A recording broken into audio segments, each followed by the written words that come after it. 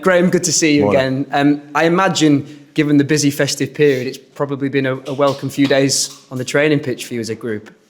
Well, we've had a couple of regeneration days for the players, really, because the schedule's obviously been heavy. The players have worked so hard; it's unbelievable, really. So, and with the weather, we're struggling a little bit at the moment, anyway. So. We do a lot of sort of remote sessions on Strava and stuff like that, you know, to save the boys travelling for 15, 20-minute cool down. So you see the output of the players, we trust them implicitly, they look after themselves. But obviously back in today and looking to try and get some work. It might have to be indoor because of the weather, but we'll still, you know, touch on what we've been doing and what we have to do going forward.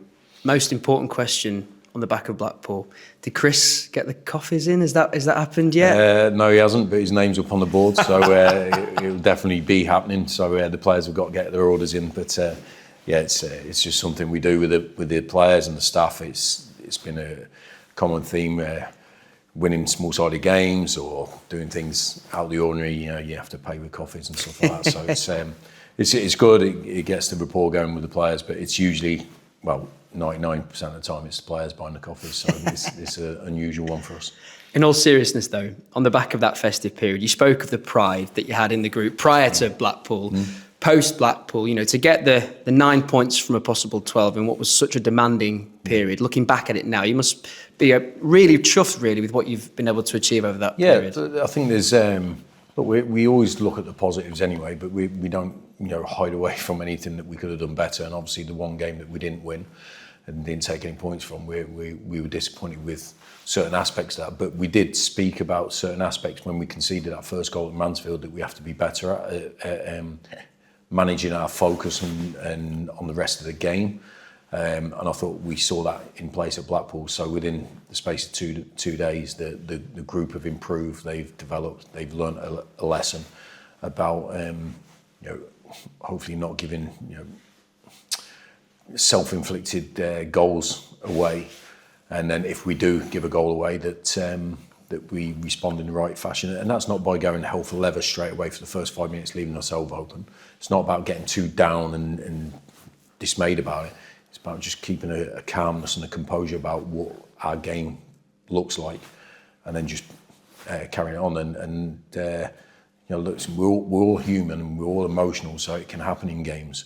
But we're trying to develop our players, and certainly certain players who could have a big influence on those around them, to be able to just keep that composure. Because if we, you know, continue to compete at this end of the table, there's going to be lots of big games and big moments, as we saw last year. Yeah. And it's important that we keep our lid on our emotions. Given how demanding a period it has been for you as a group, how have you come through it from a physical standpoint, and how are you looking from a fitness-wise standpoint going into Rotherham? Yeah, look, there's players that have played every game, every minute, but they're hardened professionals. So there's other ones like Jensen, who's played every minute, but you know, he's a young boy, but he's got loads of energy, and I say young boy, young man, and.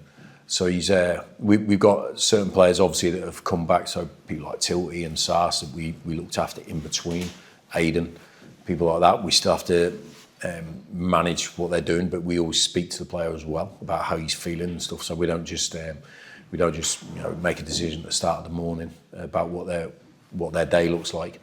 I think it's important to listen to senior players who know their body, and but. There was no major injuries, touch wood, that came from that spell.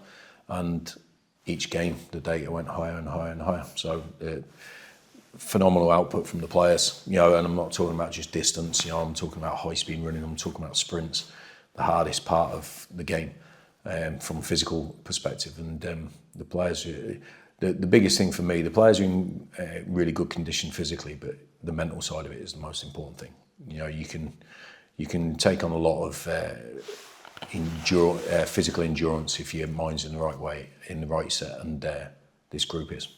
Is that an achievement in itself? You know, you've spoken a lot about wanting players to let you know when maybe they're not feeling quite okay and not pushing themselves to a point where they might get injured for a long period of time. You know, Aidan putting his hand up in the warm-up ahead of Port Vale, other players saying, I can only last 10, 15 minutes. I think it was Antoni, you said at Blackpool. Bobby making the right decision, given his foot situation.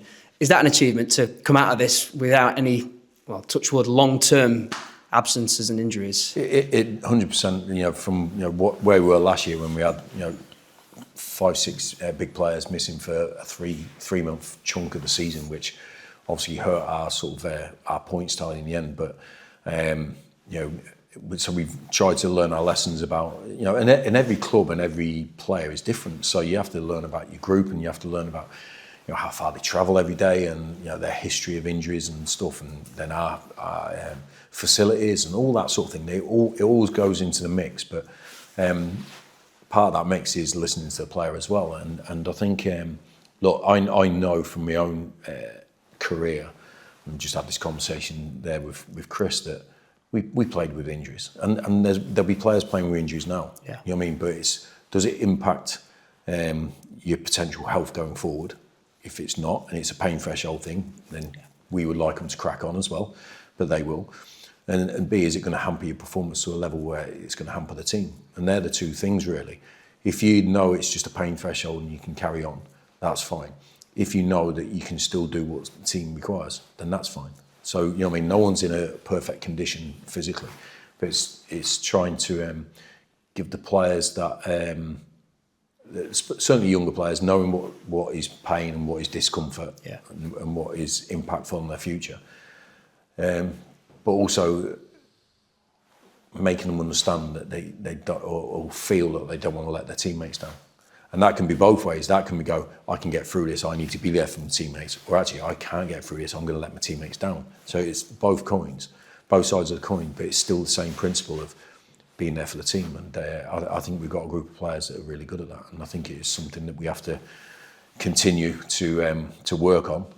But it's not a clear science. Yeah. It's ultimately sometimes it does come down to a gut feeling, either the player or myself or Bobby. So, but we're really happy with the numbers we have available right now, and certainly what they're inputting into the games. Yeah. To that end, how is Bobby Pointon ahead of Saturday? I think he's not going to train with us again today fully. So it's slowly getting better. But it's still a point. We've seen the foot, and it's not nice. His wounds. So I think Bobby's probably played with loads of things, dead legs, the lot. Bruised foots and stuff. But there's certain points where you're going, actually, if I can't strike the ball and it's on his good foot, it's on his left foot. If he said himself it was on his right foot, it'd be fine. Yeah. It's basically for standing on. That's where he is. So I don't think he'll train with us today. He might train with us on Friday, but even then, I don't want him to come back into contention for a game, then be back out again. When we get players back, we want them to stay back, and so we'll see how he progresses. But it is just it's a time thing that most injuries are. Yeah. But fingers crossed he's back with us soon. Do you have any other significant doubts ahead of Saturday? No, not off the top of my head. I think obviously the couple of the lads that came off, Swanee, Sarce, Cav was more to do with he's not played for a while and then he's just been full in, so we could just see him fatiguing a little bit because he's a dynamic player. So we made that change, but Sarce and Swanee had to come off, but it was preemptive. They both felt that if they carried on, something could happen. So fingers crossed they've done the right thing, and they will be training with us today. So fingers crossed they'll be okay for the weekend. And how's Matt Pennington progressing at the moment? Yeah, Penno's really close. We did have him probably 3-4 weeks ago penciled in for maybe being involved in the Blackpool game. But because of the lack of training in between the games every 2 days, we couldn't really get him that exposure for him to feel comfortable with it. But he's a really fit guy anyway. His recovery's been really quick.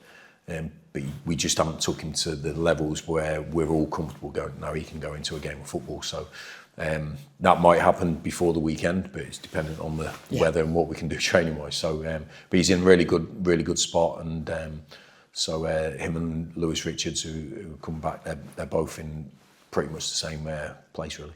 And can I ask about Nick Powell, a name that we haven't spoken about a lot lately? Just what's his situation at the moment, Graham? Yeah, he's on the rehab side, so he's out with the medical team. He's not joined in any football yet, and we're waiting to see how long that's going to take to get back into training levels. But I think it's more his history that I think everyone wants to take their time, rather than just treating it as an individual thing and then just write you back in. I think we have to take in the bigger picture. So, he's still working with the medical team, but he is out on the grass with them. So he has progressed.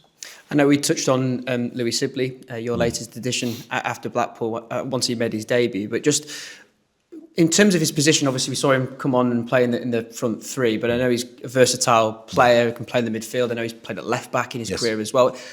Where do you see him best used? Obviously, we've seen a little window into how you used him, but is there a versatility within the thought regarding Louis Sibley? Yeah, because when we spoke to him originally, I said when I'd watch these games, he played virtually everywhere: left wing back, left of the front three, left 8 in a 3-man midfield. I think I've seen him as a 6 in a couple of games as well. So I think he's got that. I think he sees himself as an attacking player, an attack-minded player, running, forward-thinking player. But I think versatility I think it's really good for us. I think it's good for him as well because it gives him more opportunities to break into the team. I think right now we're still going to learn about what he really is. Because look, it's easy to look on a database or on his number and say that's what he is, but we do things in a certain way in a team and we play in a certain way.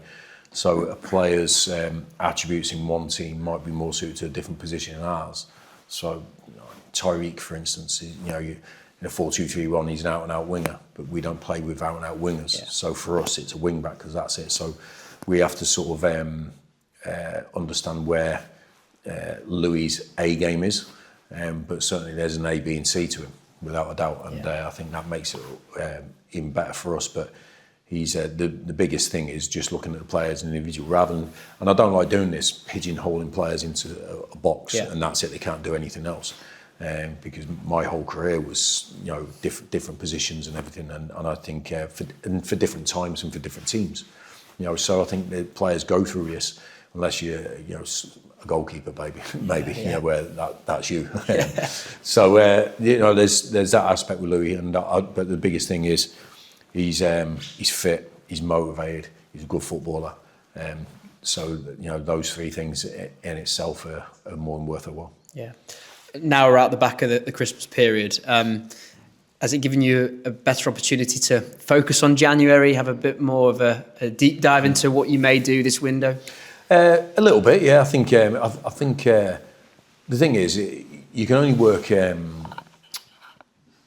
You can't work in isolation as a club. There's other clubs that you're actually interacting with, and everyone's in the same boat where they're all focusing on the 4 games in 10 days and got the head in the gist, got the head down working, and then all of a sudden you come out of those games and everyone comes up for a breather and actually goes, right, where are we? And can ascertain their squad. And I think players have more clarity generally after the first sort of week of January about where they fit in at your club, at another club, and what their future potentially looks like. So I've spoken to David quite a few times, Genty yesterday, Ryan every day. So we're still making inroads into that. Spoke to a couple of players, but players from out with.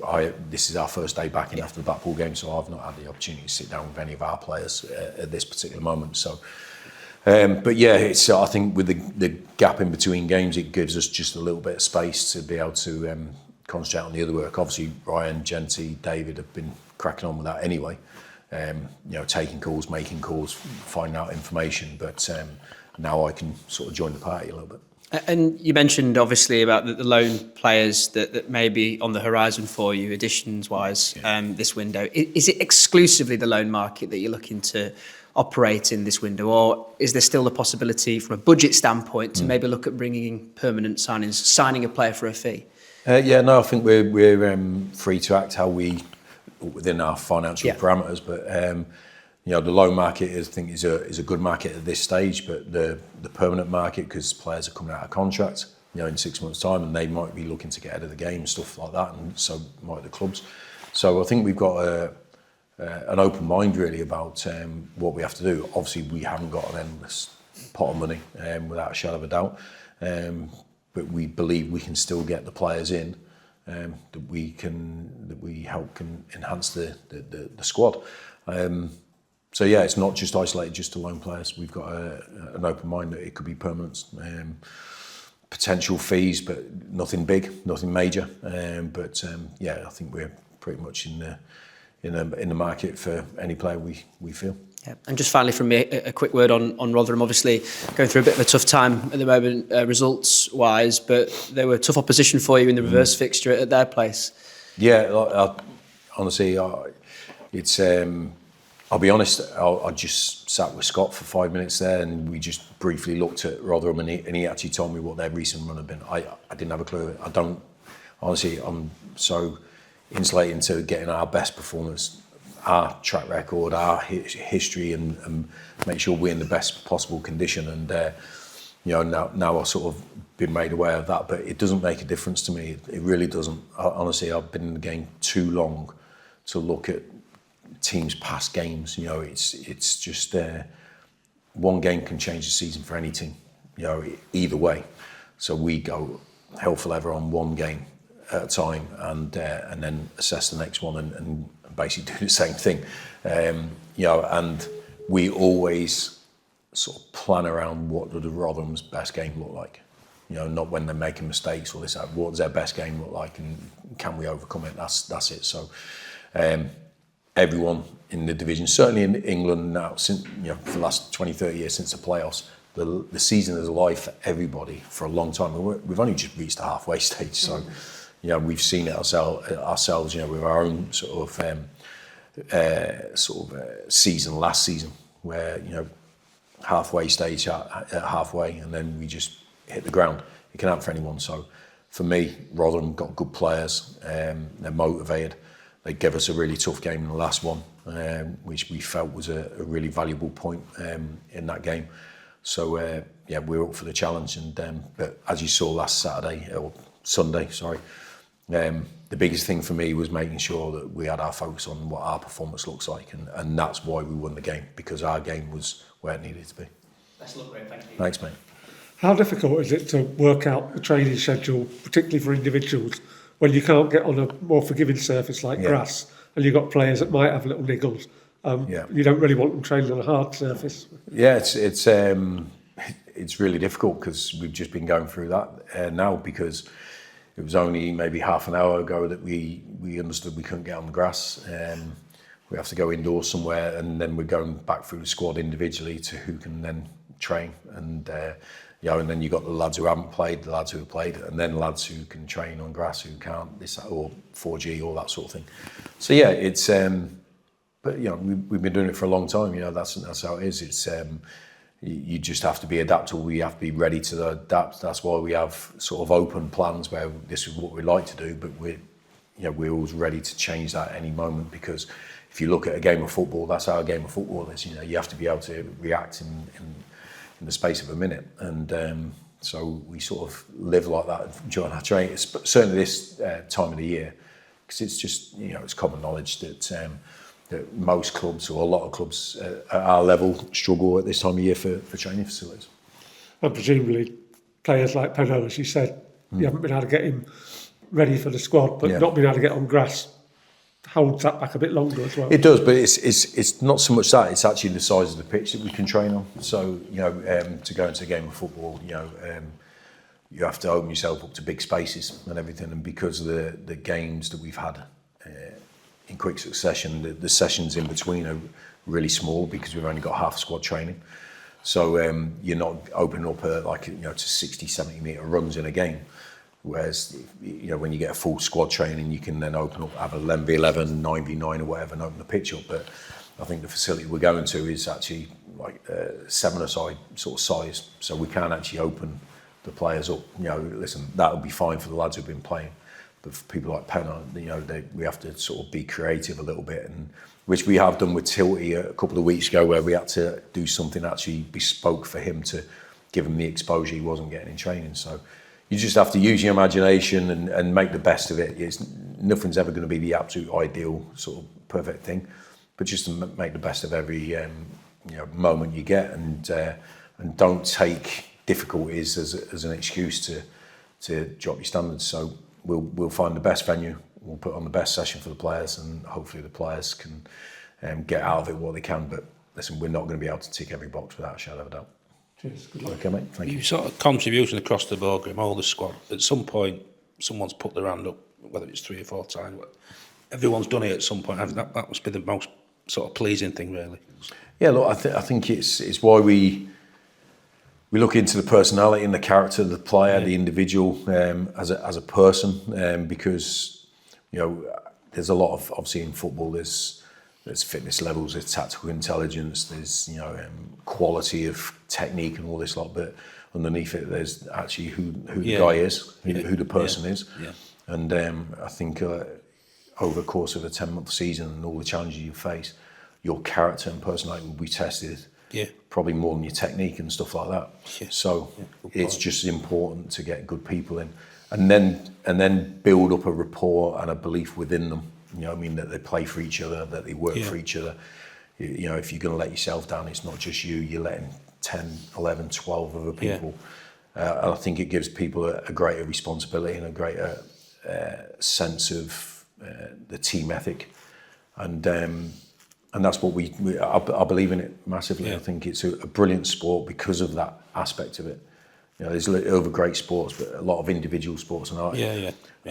I can see the technique in these sports and everything, but I think they're missing not being with a teammate and stuff. But listen, it's each their own. But I always love the team aspect of everything, mate, and the sort of the cohesion of people coming together, and there is a chemistry that you have to have in a group of people to be successful. And I think we've managed to create that over a long time. There's been a lot of challenges along the way, and there'll be a lot of challenges going forward. Definitely. But I think it's always we want to create a place where I always say to the players quite a lot, this is your team, make it what you want it to be.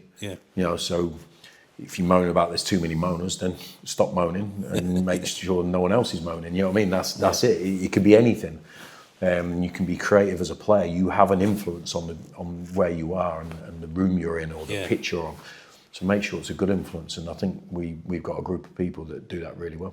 It's pleasing because the run you're on now, it's sort of similar to what it was this time last year, but you've done it with a new group, really, haven't you? Really, there's loads of lads have come in. Yeah, I think look, it is when I think about I think I saw a picture of the team that played on the last day of the season and the changes that have happened in such a short space of time, but that's how fast moving football can be. But there's still players here that have done great jobs for this club even before I was here as well, that are still with us working hard. So we don't write anyone in or out. We just give everyone the opportunity to be a part of everything. And I think the players that came in, they were already coming into what was a good group. It was obviously smaller than what we finished with, but we still had really good characters and real good personalities that were driving what we were about. And we didn't change anything. We didn't look to change anything.